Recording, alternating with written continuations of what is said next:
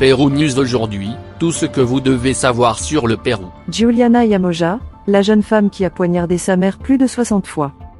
Le meurtre commis par Giuliana Yamoja, le 5 mars 2005, a choqué le Pérou. María del Carmen Hilar Martínez a reçu plus de 60 coups de couteau de la part de sa fille, une étudiante en droit de 18 ans. Il avait voulu l'empoisonner, mais il a finalement décidé de la tuer avec un couteau. Son nom fera la une des journaux les jours suivants dans différents journaux, programmes d'information. Giuliana Yamoja, la matricide qui avait commis le crime avec méchanceté et haine contre sa mère dans la maison de la rue La Magnolia, dans le quartier de San Juan de Miraflores. La jeune fille rebelle, qui, selon de nombreux amis et membres de sa famille, devait faire preuve de patience, a entraîné la mort de la femme qui lui a donné la vie. « Je l'ai tué. Je l'ai tué », a-t-il crié à son frère Luis avec le sang sur les mains. Sa mère était allongée sur le sol sans bouger. Tandis que son père, le juge Luis Yamoja, recevait la nouvelle dans un lit d'un hôtel de Buenos Aires où il suivait un cours de perfectionnement. La relation entre Giuliana et María del Carmen était mauvaise, tendue, elles ne s'entendaient jamais bien, se souvenaient certaines connaissances proches de la famille qui avaient regretté de ne rien faire plus tôt, peut-être de l'avoir emmenée chez un psychologue ou un psychiatre, mais l'homicide était déjà accompli. La jeune femme raconte que les disputes avec sa mère étaient constantes et pour quelque raison que ce soit, ses sorties avec ses amis, sa façon de s'habiller ou de se maquiller. Ma mère était très explosive, tout lui semblait aller de travers. Nous nous disputions toujours pour quelque chose de stupide. Je ne me souviens pas de la raison, mais à un moment donné, il s'est énervé, est allé dans ma chambre et a cassé toutes mes affaires, mes parfums, mes vêtements, a-t-elle déclaré entre deux sanglots. La dernière dispute a commencé autour d'un miroir, a déclaré Giuliana. J'étais jolie, coquette comme je le suis, en train d'essayer une nouvelle robe dans le salon, pour laquelle j'avais sorti le miroir de la salle de bain, a expliqué la jeune femme. Puis ma mère est arrivée et a commencé à me crier dessus parce que j'avais sorti le miroir de la salle de bain. Je l'ai laissé parler et je suis allée à la cuisine, mais elle a continué à me crier dessus et à m'insulter en me disant que j'étais une mauvaise fille. Dans la cuisine, j'ai vu un couteau, je l'ai attrapé et je l'ai collé sur la table en disant « Arrête de m'insulter ». Ensuite, elle a attrapé 2 couteaux et me les a lancés. L'un s'est écrasé contre le mur et a cassé la poignée, l'autre est tombé au sol et s'est également cassé. Je l'ai frappé avec le manche du couteau que j'avais, nous nous sommes battus, nous avons heurté le mur et avec son dos, elle a éteint l'interrupteur. Il a essayé de m'attaquer, mais je me suis défendue. Ensuite, elle a arrêté de bouger et est tombée par terre, a déclaré Yamoja, qui, après avoir commis le crime, n'a jamais appelé la police ni demandé de l'aide pour sa mère. Giuliana a avoué à la police que la victime, qui travaillait comme secrétaire dans une unité militaire, avait trouvé une enveloppe de rodenticide et pensait que sa fille avait tenté de l'empoisonner. Il n'avait pas tort. L'étudiante en droit avait planifié ce meurtre, mais elle l'a regretté. Après cela, la jeune femme a traîné le corps de sa mère pour le cacher dans la salle de bain et ainsi effacer les preuves du crime. Selon Luis Yamoja Hilar, le frère du matricide, il est arrivé à la maison vers 23h. Et il n'a pas pu entrer par la porte d'entrée parce qu'elle était verrouillée. Il a également souligné qu'elle ne le lui avait jamais avoué, car, comme il était très tard, il s'était rendu compte lui-même que sa mère n'était pas là, ce qui l'a inquiété. Lorsqu'il s'est approché de la salle de bain, il a aperçu le corps inerte de sa mère à travers la lucarne et a demandé de l'aide aux voisins. Finalement, grâce à son aide, il a pu ouvrir la porte. Mais il existe aussi une autre version, une personne signalée a souligné que Giuliana avait insulté sa mère en la traitant d'ignorante et lui reprochait de ne pas avoir fait d'études universitaires comme elle ou son père et c'est là que tout aurait commencé. Elle seule connaît la seule vérité. Con la sala penal llena de fotógrafos, periodista y la familia de Giuliana Yamoja se empezó el juicio contra esta joven que alguna vez había ganado un concurso de belle en la televisión y que ahora se encontraba frente a un juez para determinar su pena por asesinar a sa mère. La matricide s'est défendue en indiquant qu'elle considérait sa mère comme bonne, mais généralement, lorsqu'elle était en colère, elle allait contre elle. Il m'a dit une prostituée, tu n'as pas d'amant, j'ai ton père, a-t-elle déclaré. Giuliana n'a pas arrêté de pleurer pendant le procès. Elle a déclaré que sa mère avait tenté de l'attaquer en premier, que la lumière s'était éteinte lorsqu'elle avait tenté de la désarmer et qu'elle avait répondu à l'attaque présumée. La jeune femme, qui avait remporté il y a quelque temps un concours de danse à la télévision, et était une étudiante exceptionnelle, a dû être poursuivie en justice pour le meurtre de sa mère. Pendant le procès, Elle n'a pas pu s'arrêter de pleurer et a déclaré que les attaques contre María del Carmen Hilar étaient des actes de légitime défense. Je ne suis pas un monstre. Je n'ai pas un esprit sinistre. À ce moment-là, je n'avais pas l'impression qu'elle était ma mère, elle n'était qu'une tache noire qui s'était jetée sur moi, et je voulais l'empêcher de me faire du mal, a-t-il déclaré. Lorsqu'il alluma la lumière, il trouva le corps de sa mère. Cela ne bougeait pas.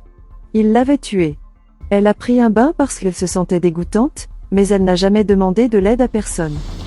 Il se contredit dans certaines versions, il affirme qu'il n'a pas tenté d'assassiner sa mère avec le rodenticide, il l'a seulement acheté par curiosité, il voulait voir quelle couleur prenait ce poison avec un soda une fois dilué ou face à des situations difficiles. Aux questions sur le crime, il répondit seulement que tout était devenu trouble. Il a répondu la même chose lorsqu'on lui a demandé d'expliquer pourquoi il avait mis tous les couteaux de la maison dans un sac et les avait jetés dans le jardin. Giuliana a également accusé sa tante Carmen Rosa d'avoir une mauvaise influence sur la victime. La défense de l'assassin a demandé au parquet de poursuivre la sœur de María del Carmen pour incitation au délit de blessure parce qu'elle aurait incité la mère et la fille à se battre constamment, mais cette demande n'a pas abouti. Les rapports psychiatriques ont clarifié la personnalité de l'assassin, elle souffre du complexe d'Electre, fixation émotionnelle sur le père, et fait preuve d'une personnalité histrionique. Au moment de la lecture de la sentence, Giuliana pleurait, 20 ans de prison. En outre, il a dû verser une indemnité civile de 30 000 nouveaux sols en faveur des proches de sa mère. Avant de quitter la pièce, il a dit au revoir à son frère Luis, 12 ans, ce proche parent qui ne lui parlerait plus jamais de sa vie. Giuliana Yamoja a vu sa peine réduite de 20 à 12 ans initialement imposée par le tribunal de Lima. Les membres avaient considéré que le repentir de la jeune femme était sincère comme circonstance atténuante pour réduire la peine. Ils ont tenu compte du fait qu'au moment du meurtre, il avait 18 ans, la loi a donc quelque peu minimisé ses crimes. Le meurtrier a été détenu à la prison pour femmes de Chorillo. En 2009, après avoir purgé 4 ans de prison, soit un tiers de sa peine de 12 ans, la femme a été libérée en semi-liberté. Personne n'est venu la chercher et les démarches de libération ont été effectuées par le directeur de la prison. Cela se limitait à certaines règles de conduite établies, telles qu'il ne pouvait pas changer d'adresse sans préavis du tribunal, il devait poursuivre sa thérapie psychologique, prouver son emploi tous les 3 mois, comparaître au tribunal tous les 30 jours afin pour justifier ses activités professionnelles et éducatives, et il lui a été interdit de quitter le pays. Cependant, en 2012, elle n'a pas respecté certaines des restrictions susmentionnées et s'est échappée de la justice. Il y avait une rumeur selon laquelle il s'était enfui en Équateur.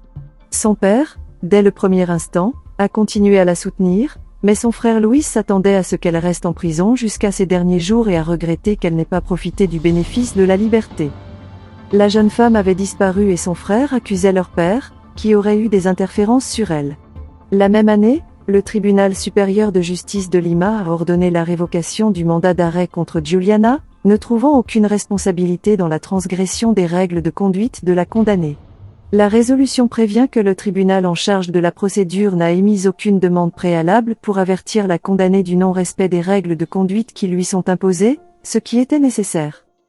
Luis a accusé son père, qui porte le même nom, d'avoir une influence sur le magistrat qui a pris cette décision parce qu'il était son ami proche.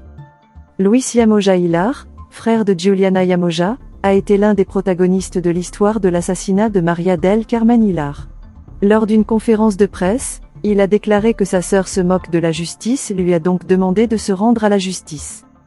Je lui dirais de se rendre pour que sa situation juridique ne se détériore pas davantage, avait alors déclaré le plus jeune des Yamoja. Lorsqu'elle a retrouvé sa liberté, Giuliana Yamoja s'est consacrée à la poésie, est apparue dans l'émission Aujourd'hui disparue El francotirador du journaliste Jamie Bailey, et a offert une Bible à l'animatrice de l'émission, Magali Medina. Elle a ouvert un blog de poésie, le dernier remonte à 2011, a chanté au lawn tennis avec l'interprète chrétienne Yaki Velasquez et a publié le livre Love and the Milky Way. Ces dernières années, il a fait profil bas. Elle a été invitée à plusieurs festivals de poésie, et, selon son LinkedIn, elle est avocate pénaliste et étudie une maîtrise en droit pénal à l'université de Fribourg, en Allemagne. Sur son compte Instagram, qui est ouvert, il poste différentes photos de son quotidien, de ses lectures ou encore des voyages qu'il a effectués dans différentes villes d'Europe. Il possède un compte Facebook et une chaîne YouTube. Sur ses réseaux sociaux, il publie également des photographies de son séjour dans le pays européen où il réside. Elle a échappé à la justice, est apparue dans des programmes télévisés, s'est consacrée quelques années à la littérature et a étudié une maîtrise en droit pénal à l'université de Fribourg. Même si elle reste discrète, elle est très active sur les réseaux sociaux. Lorsque tous ces terribles événements se sont produits, Giuliana étudiait le droit, carrière qu'elle a terminée après sa sortie de prison. Actuellement, il se consacre à l'écriture de poèmes. Laissez-nous votre commentaire et abonnez-vous pour continuer à grandir et suivez-nous sur nos réseaux sociaux, Facebook, YouTube, Instagram et TikTok. Pérou News aujourd'hui, suivez-nous sur Facebook et Instagram.